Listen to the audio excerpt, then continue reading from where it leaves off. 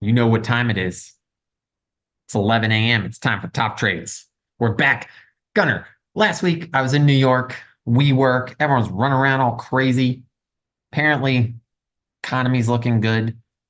But here we're back in Baltimore. We've got people running around, staying busy as well. And best of all, the markets are moving. How's everything going this morning?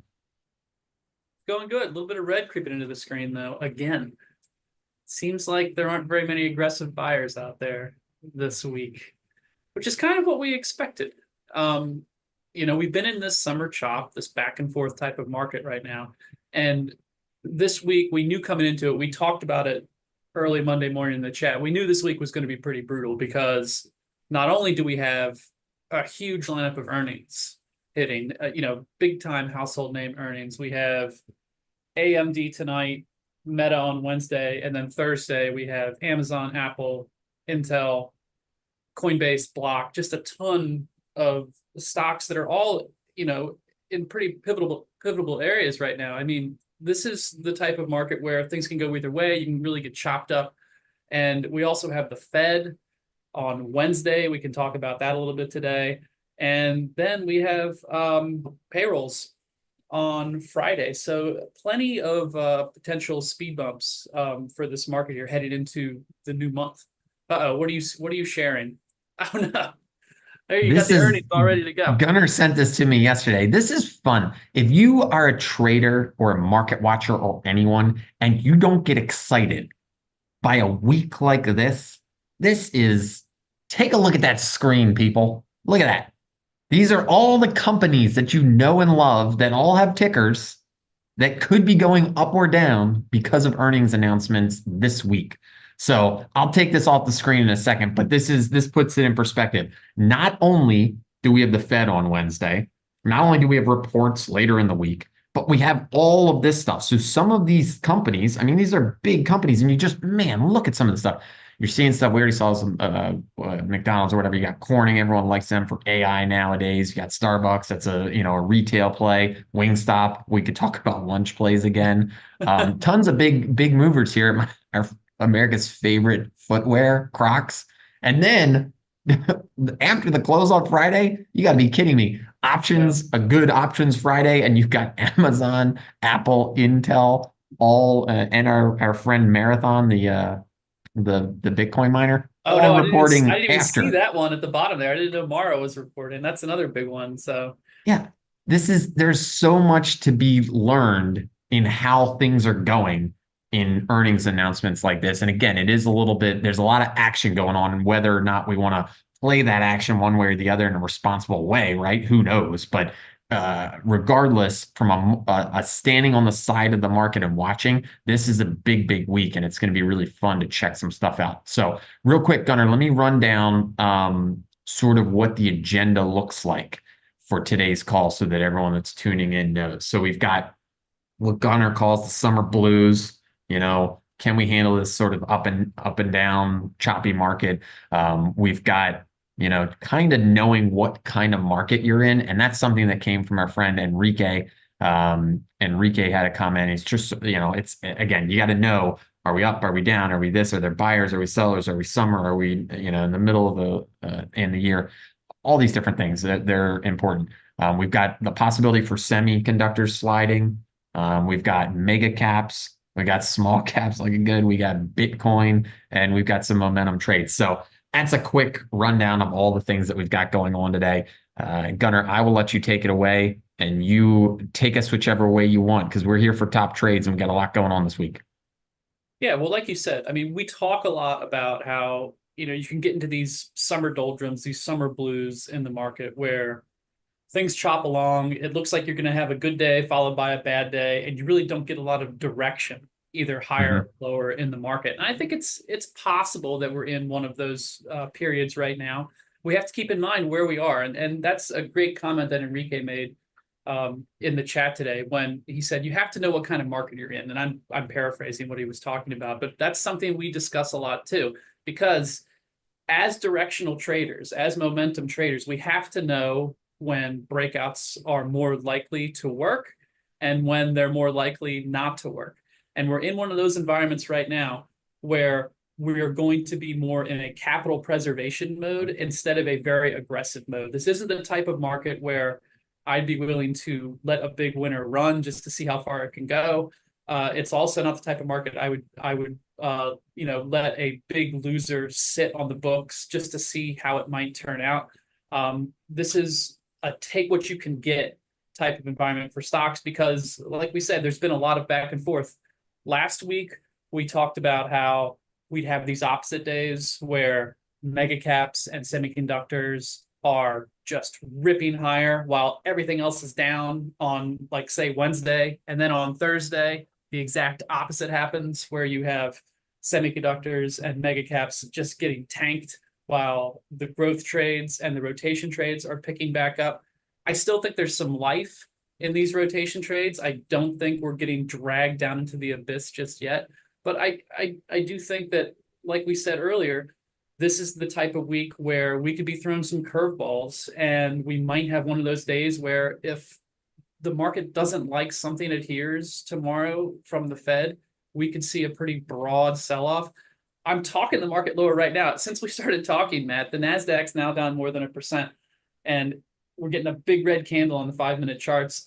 I don't know what's going on, but folks are not happy with stocks right now, and we're starting to see this type of environment where we're getting these little modest gaps higher, and then sellers just sort of come out of the woodwork after 15 or so minutes of a modest rally, and then things just start waterfalling lower from there. And again, the world isn't ending; things aren't falling apart. Remember, we had a very strong first half of the year, and now there are a lot of stocks that have really propelled this market higher that need to rest, and that's fine. They might need a hard reset, and that's fine too. And I think they'll set back up again. But for right now, it does feel like folks are waiting for the other shoe to drop. They haven't decided how aggressive they want to be. We have August. I mean, you talked about Thursday being a big day for earnings. That's August 1st, believe it or not. So we're getting right into this dead time in the market. Coming out of July, and July was a very strong first half of the month.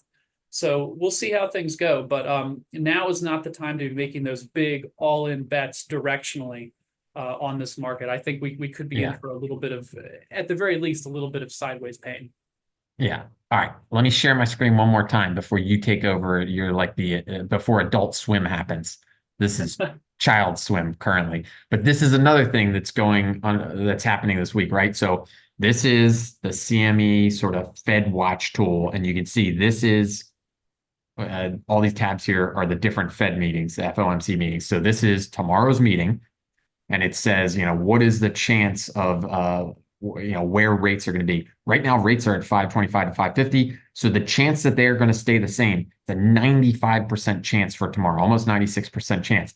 This is where it gets interesting. And again, this is why question marks in this market are happening. This whole year, we have kicked the can.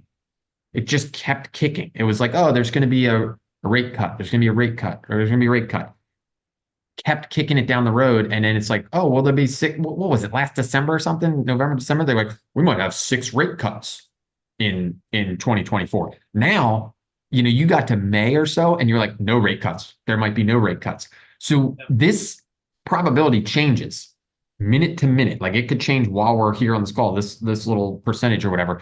But what's starting to shape up now, this is important, and we don't know what's going to happen, but this is the way the market thinks it's going to happen, is in September. So this is, I think, September 18th. This is a Wednesday in September 18th. Remember, we're at 525 to 550 right now. They are saying there's an 87% chance of a 5 to 525. So it's a 25-point cut. The other percentage is for a 50-point cut. There is no, if you look over here, there's nothing on the right. So now we've moved. Yeah. And September is not that far away. That's 6 weeks away. These meetings are 6 weeks apart. The market is starting to say there's going to be a cut. So getting back to what Gunnar just said, if something comes out tomorrow and they say, we don't know, there may not be a cut or something, compared to, yeah, everything's going the right direction, the cut will most likely come in September, and they telegraph everything, that could be a whipsaw market back and forth. So that's what's shaping up, big picture, tons of stuff. I think worst case scenario for tomorrow is if they surprise everybody and cut tomorrow. I think the market would react very negatively to that. It would basically be admitting that things are much worse than we thought they were. Yeah. And I think the market would immediately see that and it would react negatively to that situation. So I don't think it's going to happen necessarily, but Yeah. if it did, I mean, you saw the predictions right there, no cut, and then the consensus is 25 basis points Yeah. in September, and that feels about right. I It still would be feel very like, uncharacteristic of them to cut yeah, tomorrow. They yeah, could, and I that's think why it the would be. market would be like, what I is think the happening? market And the would market panic doesn't and be like like, that. what do you know that we don't know? Yeah. If they did that. But I mean, and I'm not big for these uh, economic predictions or anything, but I do feel like we're getting to the point where the market will think that it likes the idea of a September cut, and then it probably will start going down once once the cut actually happens. I think it's going to be kind of a sell the news event if everything sort of plays out like everyone thinks it will. And I mean, we have time, obviously, and a lot could change between now and what is it, September 18th. So it's a little bit more than 6 weeks due to the August break. But, Yeah. like a lot could change. But at the same time, like if we follow this path, then I think, it's possible, like, we go nowhere in August, nowhere to down. And then September, maybe we get some sort of rally, maybe we don't. But, we could pop into a rate cut and then everybody says, hey, this is great. And then, well, and it's a big downer. So Yeah. I think we just need to be prepared for those type of scenarios. Obviously, those aren't like ironclad predictions. I'm not saying you should go out and buy SPY puts for October, November, anything like that, and trying to play an idea like that. I just like to try to map things out to say, okay, if this, then how could the market potentially react and why in either direction? And that kind of helps me develop a more cohesive trading plan moving forward. Yep. Well, where should we go from here? Where are the top trades? Where would you like to kick us off here? Well, I guess we got to look at the market and just see what we're doing today. Again, we're in a situation where we're getting a lot of back and forth. We had a decent rally actually heading into the weekend, and it looked like there might be some more eager buyers that were willing to pick up some of those rotation trades. But that has definitely fizzled early this week. Yesterday was not as severe of a drop as we're seeing so far, but very similar action to today, where we got a little bit of a gap up and then the market kind of went nowhere and ended up basically at break even by the end of the day. The Russell 2000 ended up down about 1%, which is fine since it's been screaming higher recently, and that's probably been the best performing or the most consistent performing rotation trade that we've seen that hasn't really given a lot of those gains back. And we'll get into that chart in a minute. But you can see here, where are the buyers? They are not stepping in. They're not buying these little gaps. This looks like distributive action to me, at least in the short term. Look at the heat map right here. Hey, look, it's our semiconductors. MU is down 3+%. So is QCOM. AMD's down 2. AMD reports tonight, so we'll see how that's received. Nvidia's down almost 6%. These continue to bleed, and after, like I said, after that first half of the year we had, where these stocks moved higher, each and every week, we're now finally starting to see some of this downside action stick. A little bit different look than what we got during the consolidation back in March and April, where we kind of had 2 months of nowhere, followed by this little bit of a waterfall, which was I think that was mostly due to Nvidia right there. And then, buyers stepped in after those Nvidia earnings and bid these back up. But we've had some bearish candles here. You can see the big red engulfing candles, and a lot of downside following them. There hasn't been a lot of bounce in these names since earlier this month. I think we peaked out right here intraday. It's the 11th, so July 11th. So pretty much straight down since then. There's been a few relief rallies, but you can see these big gaps lower. I mean, this is the ETF. This is not an individual stock. This is SMH, and you can see these days where we're down more than 7%, and then again down almost 6%. Today so far down 2.6%. These charts, they've been so wild to the upside. They're really not even telling the whole story anymore. NVIDIA right here is down, I think about that's more than 25% from these highs right here. Yeah, 140 to 105. We're down, 25 plus percent from those all-time highs set just a month ago. I think SMCI is an even deeper cut. It topped out all the way back here in March, and it did not hook and take out those highs this summer here. And SMCI is looking really toppy, and it looks like it's breaking down today, even since it can't seem to hold this area of horizontal support right here, where it managed to bounce back in April. Down 4% today. It's almost 50% off of those highs from March. So it's looking like these stocks just need to digest. And again, I feel like I have to say this every week, and I'm not trying to be a broken record, but I'm not necessarily bearish these stocks. I just think that they pulled forward a lot of those gains. There was all the AI hype around NVIDIA from earlier this year. These stocks have been world beaters for 18 months plus now. So it makes sense to see them consolidating and possibly breaking down a little bit and scaring some folks, eating into these big gains where they were just unstoppable earlier this year. Look back at how SMCI operated back in mid 2023. You can see how it topped out last year in early August, and then it didn't break out again until 2024.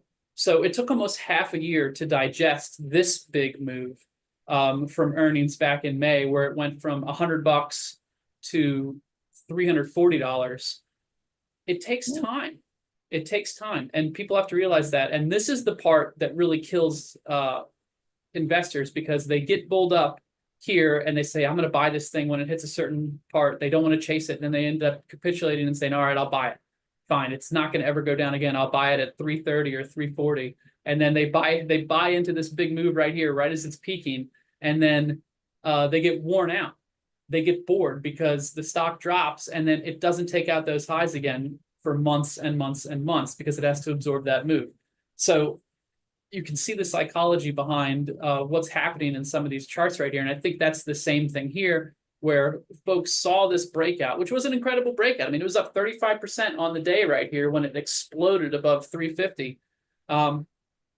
It looked like it was getting way too overbought in this area right here, but it just kept on going. It went all the way from, 480, 490, all the way up to $1,100. So when you have a move of that magnitude, you're going to need to see the market keeping people honest, and that's going to entail either sharp drops, fake outs, or just a long period, weeks and months of chop, sometimes messy chop. And that's just how it goes. And you're going to have to sit through that. For longer term investors, this is not necessarily a bad thing, because it gives you a chance to sit back and watch. And if you like these stocks and you like these themes, you can try to find out where they're going to catch higher, where they try to level out. You can catch that next move higher. And, these are proven performers now. We know that when these things catch and break out in these really good environments, not necessarily environments we're in right now, but those good bullish environments, those impulse moves higher, that they can really get going. And so use that to your advantage. Don't be buying up here. Wait and see how this thing sets up now that it's broken down from support here. Maybe if you're more tactical, you can try some shorts. But if you're a long only, more position trade, long-term investor, you can wait and see how these stocks set up. And what a perfect time to do it. August, September, when the market gets kind of can get kind of weird. This is the perfect time to sort of sit back and relax and see where these could potentially end up. So while this looks toppy, I'm not in the business of saying, all right, it's over. AI's done. This was it. This was the top back in the spring, and we're never going to see those highs again. That's probably not true. This is probably just, the market being the market and us needing to see one of those bigger resets. Now, I think one of the big questions is, if we do see the mega caps, the Mag 7s that really propelled this market higher, along with the semiconductors, if we see them enter deeper corrections instead of just pullbacks, if they really start to get hit, will this affect the rotation trades? Will it scare people away from the trades that have really started to hook higher and attract some more attention. And so that's what I'm really paying attention to this week. Sometimes you're in situations where it looks like you're going to rotate into these new groups and get some new leaders. But what happens is the market just gets too damn heavy and everybody starts selling. And even the people that piled into rotation trades start giving up, and those stocks move lower too. And you get these big moves lower where you get a highly correlated downside market. And that's the danger that I see out there right now is what if we are in a situation where people get a little aggressive after earnings? Maybe there's something they don't like from Meta or Apple or Intel or even AMD tonight, and they feel like it's a red herring, or not a red herring. I'm confusing my birds. They think it's a canary in the coal mine for tech or the economy or whatever else, and they start selling everything. I think that's one of the risks going into this week. That's not a prediction, but that's one of those situations I think that could kill a beautiful setup like we're seeing right here in the Russell 2000. This is IWM, the Russell 2000 small cap ETF. This is, I think, one of the best looking charts out there right now, because while we're seeing some give back in some other rotation areas, people are still aggressively piling into small caps right here. And you can see how it's getting pretty tight. And I think a break of, let's say, 225 could send this thing higher from here. Even though, we do have some red candles in here where it's reset, it's consolidated mostly to the top of this range and hasn't given back a lot of these huge gaps from this big 1 week push higher that got us here and finally broke us out to new year-to-date highs. All right. Well, where do we go from here? What else should we be looking at? Because as a watcher and a reader and listening to your sage words, I start saying, all right, we're in a market that could go either way, especially you add up all the layers. It's summertime. We've got a bunch of data coming out this week.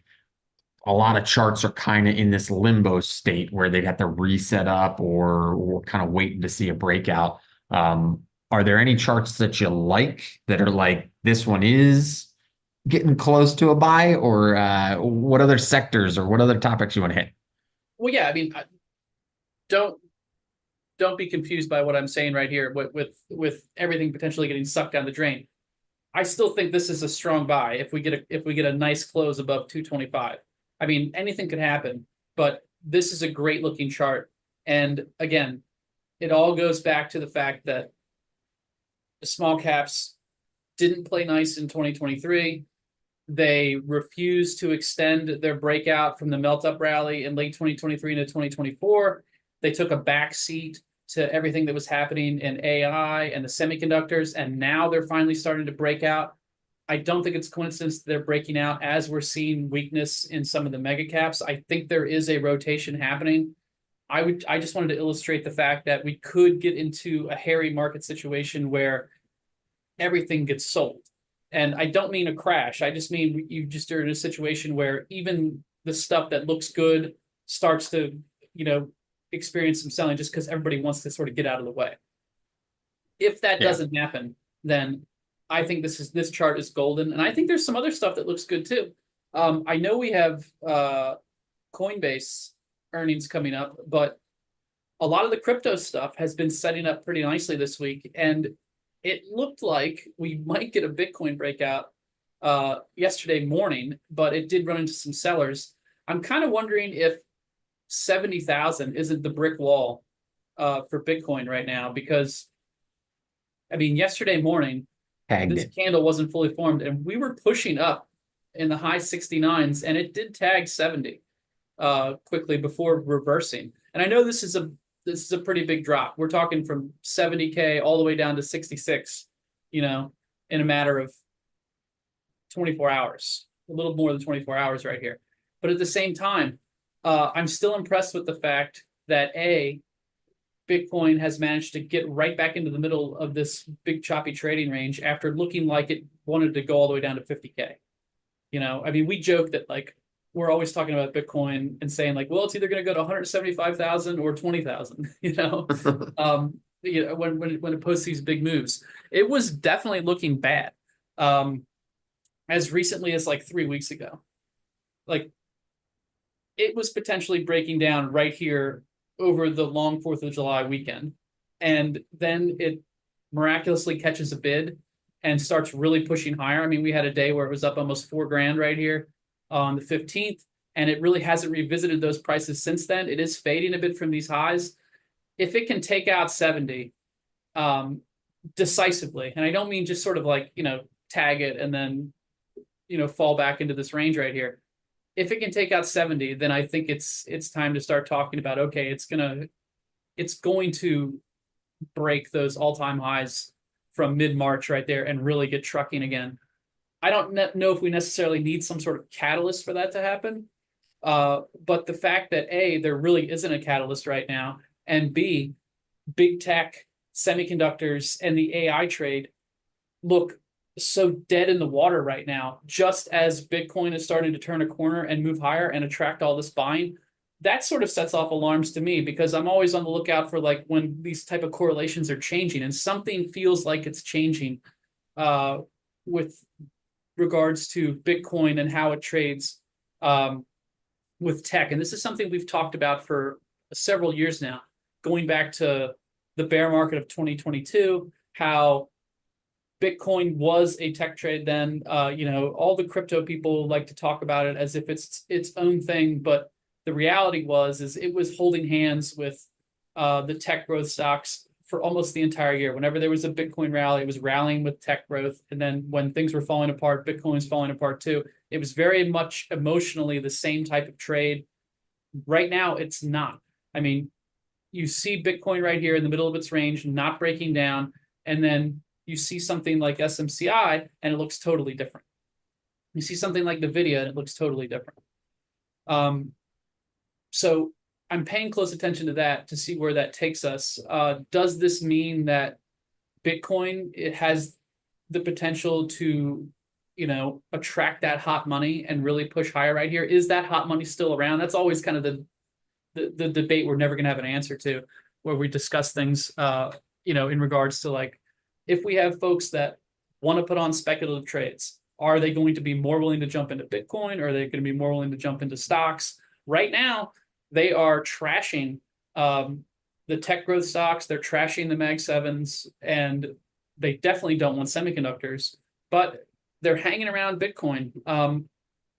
The one thing I think is a point against Bitcoin right now is the fact that there's not a lot of action that I'm seeing elsewhere. And I don't look at a ton of altcoins, but nothing else is really screaming that like it's going to be breaking out right now necessarily. Like Ethereum has been kind of weird and not necessarily like playing nice with Bitcoin every single time Bitcoin is pushing to new highs. Remember, Ethereum still has a long way to go.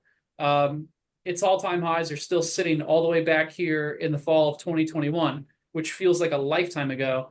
That was still, as far as I'm concerned, like COVID bubble trading. That was when NFTs were still a thing, and people had JPEGs that were worth millions of dollars sitting on their computer. They're now worth a couple pennies.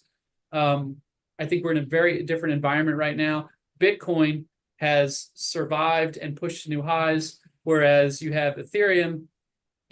The more you zoom out, the better it looks. The chart looks fine, but it's still definitely lagging. And it That's needs a to pick cup. up the That's like pace. a cup with two handles. Sure. Yeah. Call whatever you want. I think like, if if we're uh if we're being honest about it, and not looking at this with blinders on, I would say this is just one big coil right here. And the closer it moves to the end of this triangle, the more I think it's got to break one way or the other. Got it. So we'll see. But right now, it's still, it's still narrowing its range right there from earlier this year, and we'll see what happens to it. But like, I like the idea. I mean, it jives with what I'm thinking. I like the idea of Bitcoin sort of taking the torch here, along with small caps and maybe biotechs and maybe some select tech growth names that are carving out nice bottoms and attempting to break out. That would be great.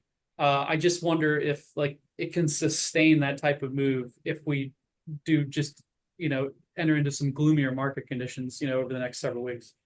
Yeah. The other thing we forgot to talk about this, but there was the big annual Bitcoin conference, I think just happened um last week or a few days ago in Nashville. So that was the other thing, like that's where Trump spoke. Like there's a bunch of stuff. So that could have had something to do with, Well, like everybody you was get that talking run about to it, right? I mean, 70 and it then all of was, a sudden it's like, see you later.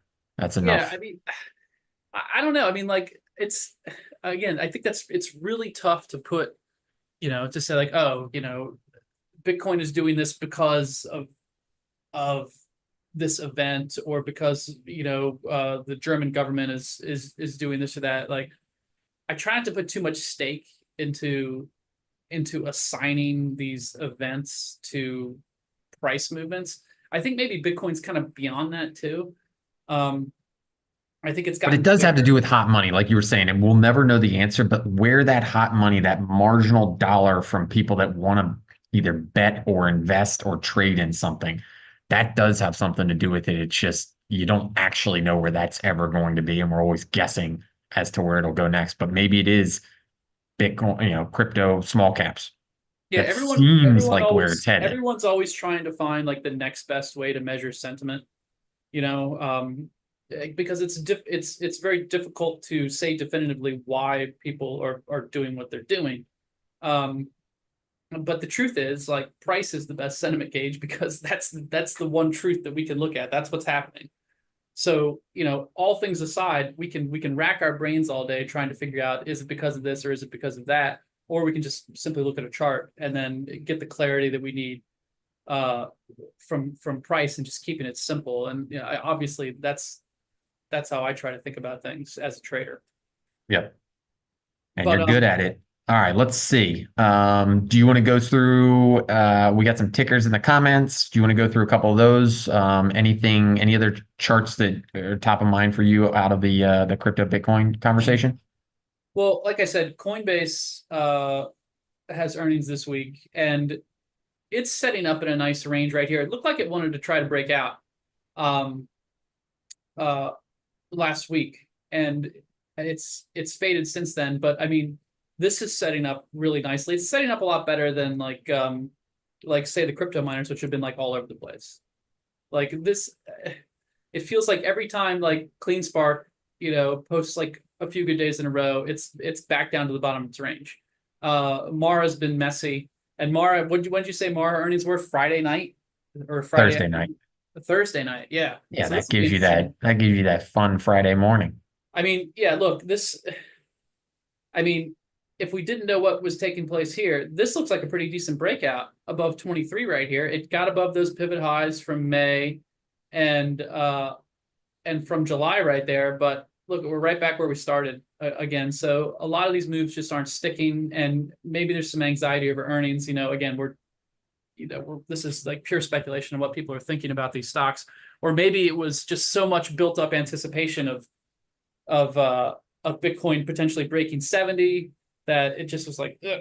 And it was everybody front running it, and then when Bitcoin failed, they gave up because the crypto miners were running a little bit ahead of Bitcoin at the moment. And there was also, and we've talked about this over the past several weeks, there's been this talk about the crypto miners pivoting to AI because they have the hardware. So I mean, if this is another problem with that, if folks are trying to flip the narrative on this, and then the AI stuff kind of falls out of favor for a little bit, then I think they've just shot themselves in the foot. Because I think that was what was propelling like Hut 8, and we talked about this being such a good looking chart um, last week, and it's obviously fallen from those highs. I mean, this is a pretty big drop. It looked like it was consolidating really nicely here around $20, and it's all the way back below 15 now, with a nice little island up here. So it's going to really need to catch fire here. But it also has earnings coming up. When are earnings? Yeah, August 13th. So how many folks are going to want to step in front of that train? I don't know. We'll have to see how enthusiastic buyers are to like try to get this moving along again. But I mean, this was an incredible move. This double here from this nice little secondary breakout um, off of whatever this kind of basing pattern is right here. It's kind of messy, obviously, because it's crypto miner, but this move from $10 to $20. I mean, it doubled really quickly from June to July, and now getting a little bit shaky here. So, you know, are we in a situation where traders just aren't trusting this market and they're just grabbing whatever they can and then getting the hell out of the way? Maybe. I don't. I mean, I can guarantee you, there's a 0% chance I would be like, I'm going to take a flyer on putt before earnings. That's just not going to happen. Well, all right. That sounds like I should do that. Yeah, see that does set you up for a perfect contrarian trade against me right there. You Yeah. should. No matter what, I should just do all the trades I can possibly think of because you're doing nothing. So I'll just do everything and then we'll be It's good to not I'm go. doing nothing. It's just I'm trying to be extra careful in this type of Yeah, you're being environment. responsible.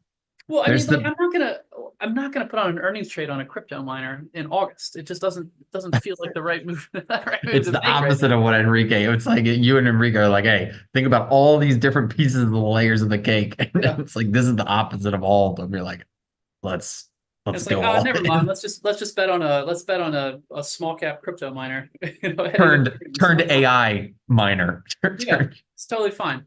All right, let's go through some tickers. I break the rules. I'm gonna go backwards through some of these things. But one that Bill wrote in was EA. That chart looks pretty good.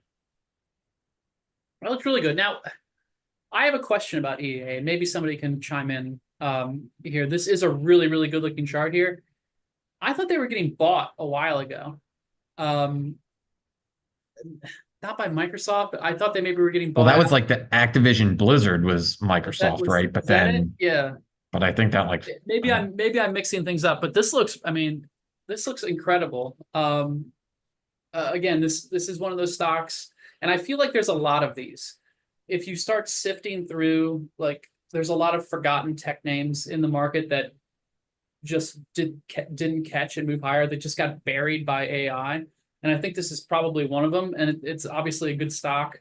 Um, and I love like multi-year bases like this. You really can't go wrong with them.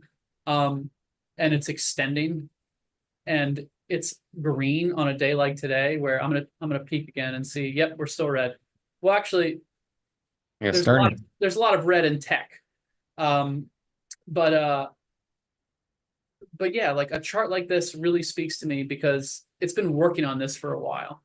And it definitely wore some folks out. I mean, you can see the big fake outs lower here. Big dump into earnings in 2022. Well, this makes sense. This was that big waterfall lower, and it caught a bid. But I mean, it's been a choppy mess, and then it's consolidated right here. It looked like it was going to go, and then it had an ugly reset day in the middle, and now it's finally moving. Yeah, I think this is a buy anywhere between, like, 145 and 150, if you have a longer term time horizon. And look, we can even push that. We can push this line back even further right here. This is a major area of resistance right here that this has taken out, going back all the way to 2018. That was a while ago. The world was a very different place then. Yeah. And I think that, this could have some serious legs here, and this could provide some nice, I don't want to say worry free, but a nice smooth ride potentially. If you're willing to give it some range, and set a stop loss that's more down here in this range right here, and just let it ride. I think this would be a good looking trade. Yeah. And Patrick wrote in EA, that's on earnings.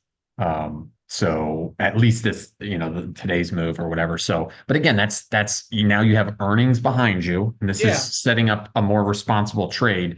I think Enrique wrote in the comments, he said it's always a good time for a well thought out tactical trade. That's true. Right. This thing, now you have earnings out of the way. You're not gambling on earnings. You say this multi-year breakout of some sort.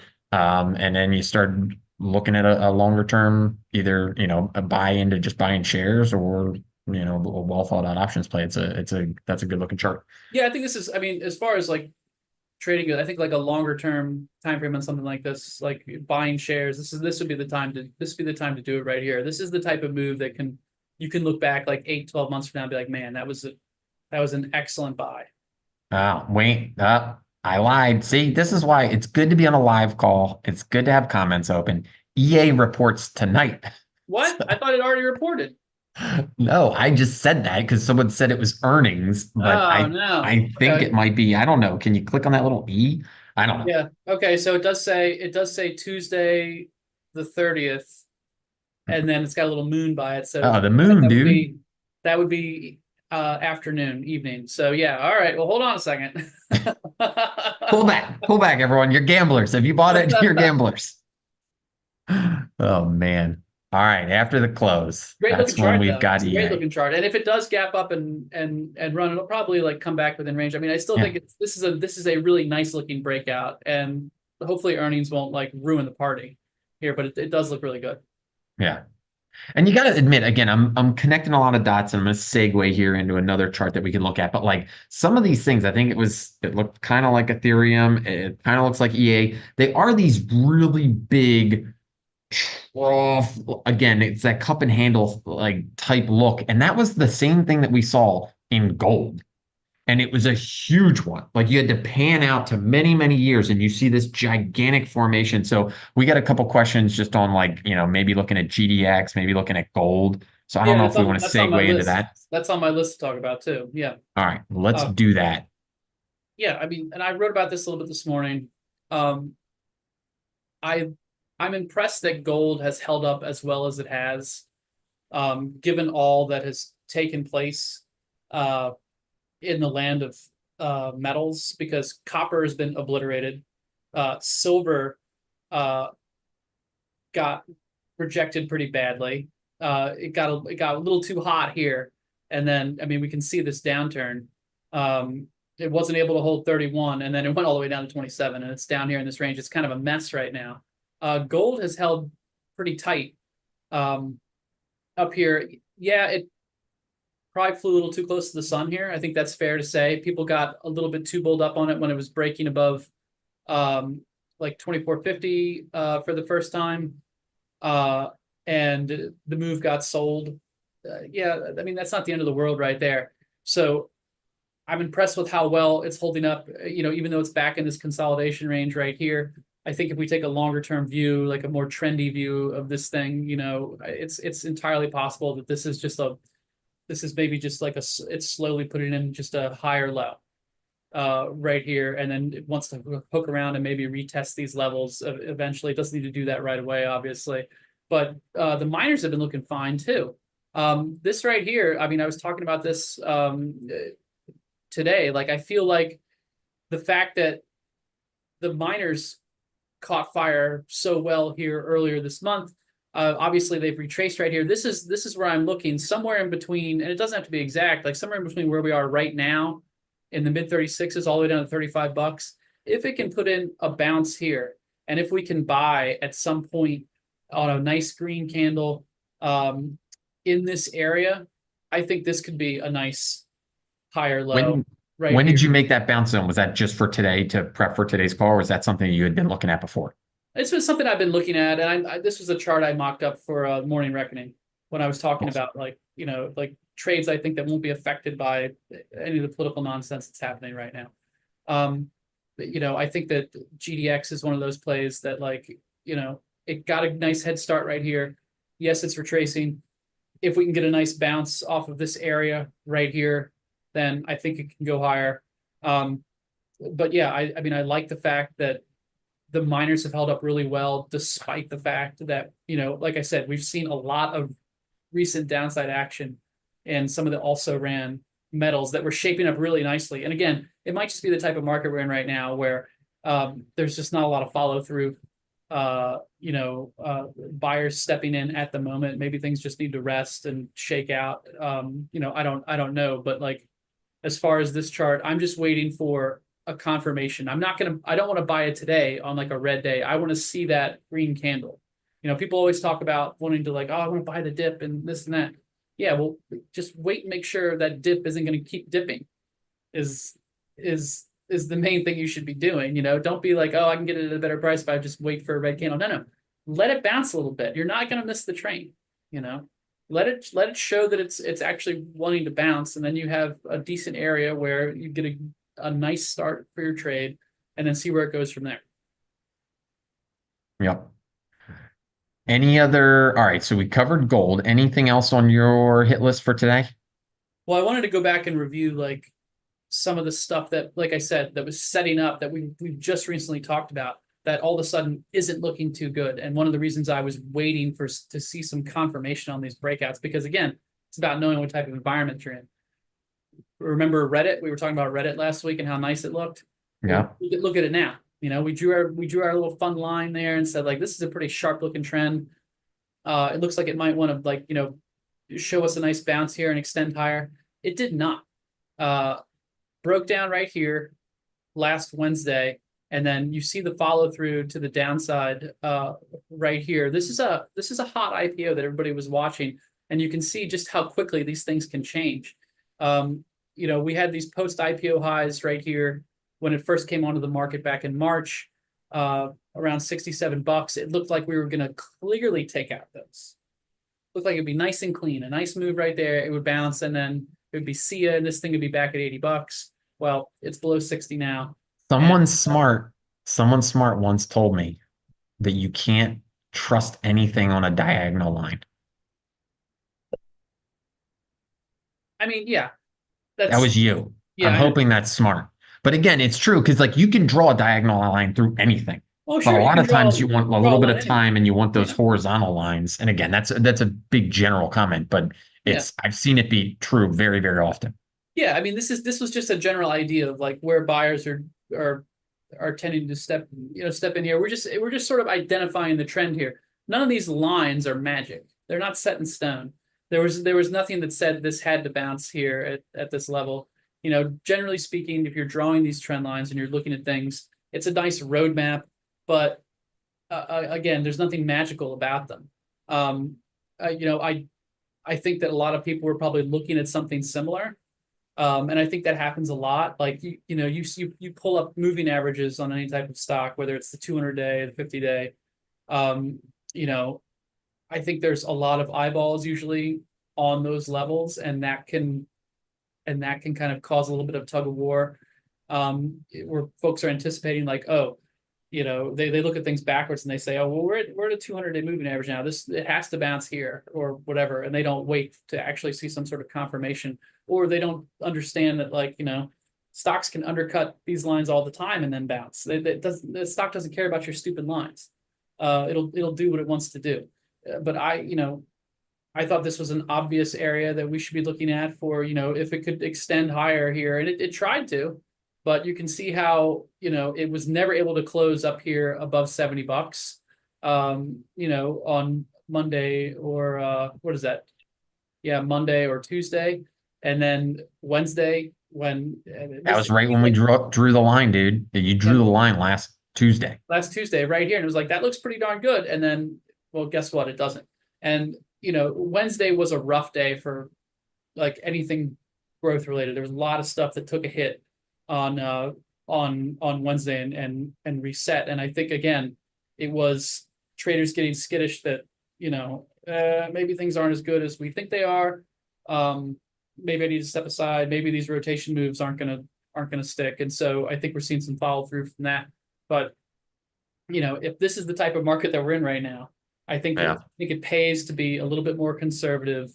And maybe it's time to start thinking about like what are some quick like short side plays that we could have like in our back pocket potentially for August. I think it's just a matter of like how we get through this week, because I think this week is going to tell us a lot with the Fed and earnings and the economic data that's hitting the wire. Yeah. We'll bring up some eye candy, bring up ASTS.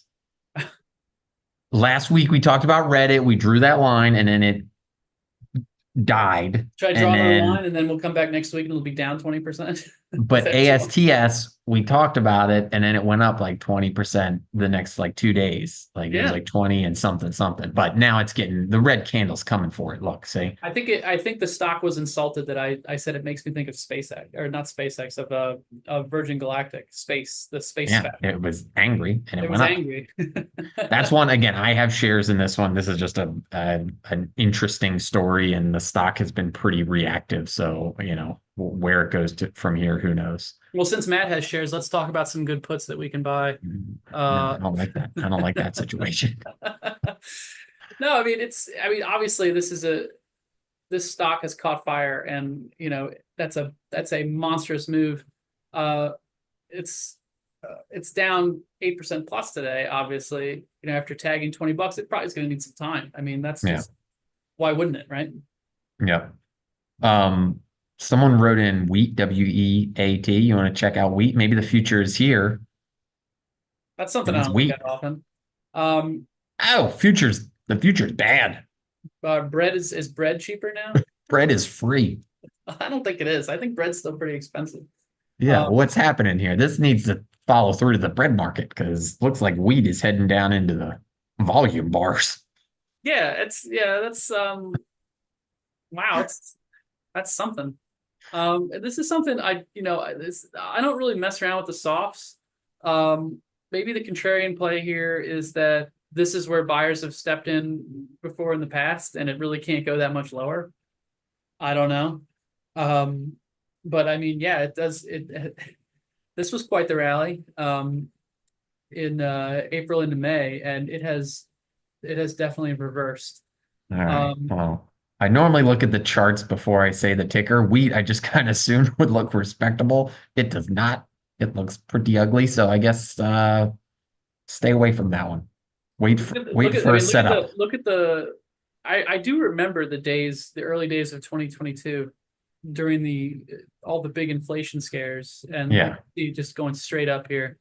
And it's bled that move off ever since. Maybe it's time for this thing to bounce. Uh, Again, like I said, like we are down here in this area where buyers stepped in. Have to talk to my more commodity centric Yeah, experts. but look at that bounce from See whatever what that they was. It think. looks like February this year. It looked I'll, like a I'll put a respectable bounce. I'll put a carrier pigeon out there and see what I come back with next week. But this is interesting. It's an interesting chart that I don't spend a lot of time looking at. Dude, you know what you need? A Grim Reaper emoji on wheat. If we do that, then it's He going be to double. reaping. If we put the Reaper down, then this thing is going to bounce right back to $6. All right, that's a good point. All right, let's see. Let's see. Let's see. Any trades? You've got a few different trades on. I know we've looked at some like Palantir. We looked at Unity. Anything there that's top of mind? Well, yeah, I mean PLTR. This is like the do or die zone. It was looking great until it wasn't, and then like I said, last Wednesday was brutal for a lot of these names. Palantir was down almost 8%, really fell off a cliff right there. It looked like it was gonna, sneak back to $28 early yesterday, and it's fallen apart again. I mean, it's down almost 3% today. I Yeah, said earlier today that if it doesn't hold back above this area right here, then we're going to cut it. We're not. I mean, this isn't a huge loss. It's a small loss for this particular play. I mean, maybe a little bit bigger than I wanted to take, but at the same time, this isn't the type of market where I'm willing to be like, oh, let's wait around and see what happens with it. I think it's prudent to just cut this thing off, because if we're not going to see continued rotation into these plays, and these breakouts aren't going to stick, then I'm not going to wait around to see what's going to happen. And plus, we have earnings coming up. One of the big parts of why we wanted to buy this stock was that thinking that we would get more of a melt up into earnings. Clearly, that's not materializing as of the past week with things starting to break down. And Unity's the exact same story, where I mean, it caught fire and we hopped in, and now we're right back to where we started, and it can't seem to break back above 17, and it's down another 2 and change today. If people don't want these, then we're just going to step out of the way. At first, when I bought calls for this, I was like, maybe I wasn't aggressive enough, and I shouldn't have gotten September strikes. And now I'm like, well, I'm glad I have. I'm glad I have more time value left on these things. So when we cut it, we're not taking a big loss. So that's my take on those two Yeah. trades that started off looking like they were going to really go and deliver us quick gains, and then the market just smacked us in the face, and we're just going to try to regroup. And again, like since we started this call, we've been talking this market lower the whole time for the past hour. So if that's the environment that we're in, then we're just gonna have to adjust. Yeah. Let's go two more. One, Amgen, it's AMGN. I think Holly asked about this one like week over week, but the chart doesn't look too bad. Like No, it looks this looks fine. like there's something there. It looks fine. It's just you know, and we're seeing this on a lot of charts where um a lot of these long upper shadows where we're seeing these intraday pushes that like just they're not able to get that traction in the late afternoon and close at those levels, and sellers are coming in, and so it just makes me a little bit more cautious. Obviously this chart looks fine, there's nothing wrong with it, but you see you see how it's unable to close up here. It Yeah. wasn't able to hold above 340, and then it wasn't able to hold 335, and now it's just sort of sitting here. I mean, ideally, it just needs some more time to consolidate, within this range. But I think it could very easily also, like hang down around 320 and come revisit this level right here. Maybe that's going to be the magnet if things get loose in the markets. But for right now, there's nothing wrong with this. I mean, this is a nicer looking chart. It's in an area of the market that's not getting slammed, so that's good. So it's a decent hiding spot for the time Yeah. being. You don't hate it. All right, ladies and gentlemen, we've got one more ticker. And if you thought ASTS was exciting, Oh no. let's pull up Lumen, Lumn. Why do I know this one? This one came from Paul. I Oh don't God. know, but look at that. Look at that little guy. What is going on here? I don't know. They're in, it says major telecommunications. I don't know what Lumen does, but Wow. I mean, this thing by the is looks of things, they do something with like hold on a AI or second. magic. Data talk update. I'm not familiar with this name right here. I wonder what's going on because I don't Like see the maybe red it's bar. something with Corning, because Corning, again, you're getting into this like picks and shovels for AI, and that's where Corning is. Okay, yeah. So maybe Lumen. Let me see if Paul or someone could write in. Does anyone know what Lumen does or what the narrative is there? I mean, and that's not earnings because earnings is a Where's it few coming days up? from now. Um, Cloud. I saw cloud. Holding company, integrated communications to resident. Yeah, if you go up to some of those recent like news articles, it looked like it was like Microsoft Cloud, something, something. Oh yeah, use Microsoft Cloud to boost transfer. There's a lot of PR here. Oh, it's Hey, got. Oh, they have a partnership. Okay, so on the 24th, a partnership with Microsoft. Uh,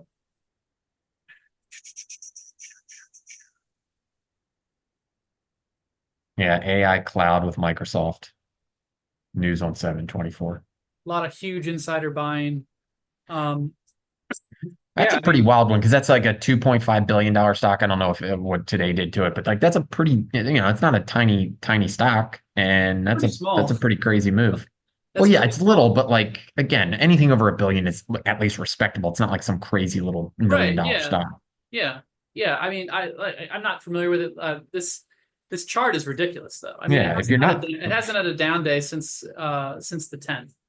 Um, but looking back on, I mean, it's well, nothing but well, pain before that. So I I don't know. I mean, I see, don't. you wanted eye candy. There it is. We don't know which way it's going tomorrow. Hey, It's something. draw a I diagonal want. line. I want to know. I want to know why didn't you guys tell us about this one down here Yeah. when it was a buck?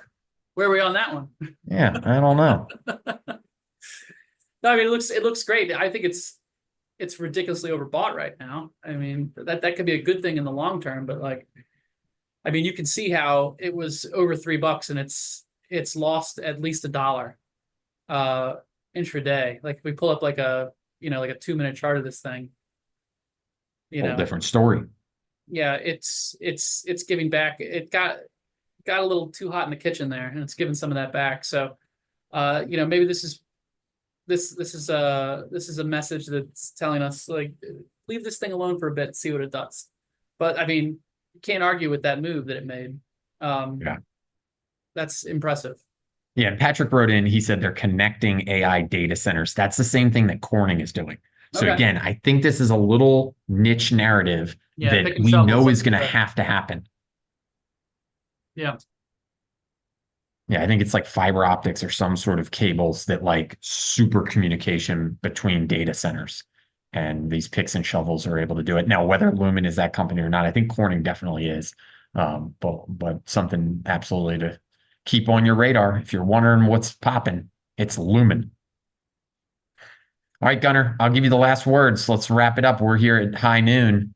Anything else for us to look at week over week other than a billion earnings announcements, the Fed meeting, anything else? Yeah, I'm interested to see how muted the reaction is to the Fed minutes tomorrow from the entire market. Obviously, there's some sellers out today, and the uh, the first half leaders are getting hit again. Uh, is that going to spread? It doesn't look like it's really spreading too badly right now. Tech is taking a beating, and there's some other stuff. The financials, obviously, some energy names are keeping their heads above water. Some industrial stocks. So we'll see what happens. Can these rotation trades stick? Will IWM break out? If so, that's a breakout I want to buy if it's going to hold, especially in this tape. That would be awesome. I think no matter what, we're going to see IWM higher. We'll look back in December and be like, wow, that was a pretty good move, whether or not we need a little bit of a correction in between or not. Um, but yeah, let's stay conservative in this tape. Obviously, I think there's going to be some fake outs in both directions, and let's take what we can get out of this market. I think we need to sort of maybe narrow our time frame a little bit and try to snipe trades while we can, but let's not hang on to anything too long. You know, don't get stuck between time frames. In this market, you're just going to get chewed up. Awesome. Well said. Good perspective on everything. I say it every week and I appreciate it. Gunnar, thank you so much for your time. And everyone in the comments, again, we've got Enrique in there, Paul's been in there, Patrick's been in there, Holly's been in there. We appreciate all those comments, keeping us honest, giving us insight in real time on some action that's happening out there and the tickers that you've got questions on. So we appreciate that as always. And we hope to see you next week again. Everyone, have a good week. There will be plenty to talk about. Big week happening, shaping up here in between now and next Tuesday. So we'll see if we can all survive or thrive or whatever it may be by